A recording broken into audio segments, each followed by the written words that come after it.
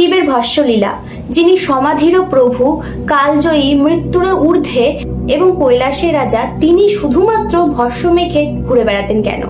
মহাদেবের এই সর্বক্ষণ ভস্ম মেখে থাকার পেছনে রয়েছে এক চরম গভীরতম তত্ত্ব।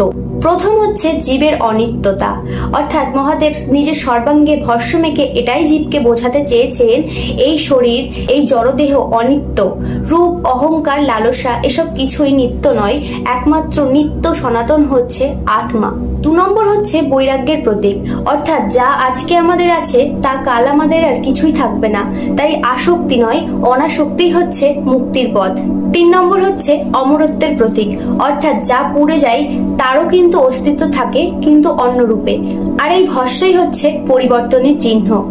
4 নম্বর হচ্ছে অহংকারের বিনাশ, অর্থাৎ এই মায়াময় জগতে আমাদের কিছুই নয়, যেখানে মহাদেব, যিনি মৃত্যুর ঊর্ধ্বে, যার কাছে কোনো কিছুরই অভাব নেই, তিনিও শুধুমাত্র ভস্ম মেখেই ঘুরে বেড়াতেন।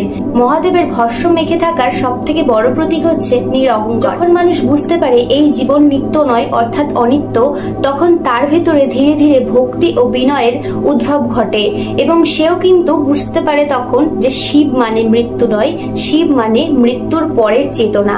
তো বিষয়টি যারা জানতেন না অবশ্যই আমাকে কমেন্ট করে জানাবেন, আর কারা কারা শিব ভক্ত আছে সেটাও কিন্তু অবশ্যই কমেন্ট বক্সে লিখে যাবেন। হরে কৃষ্ণ, হরি বল।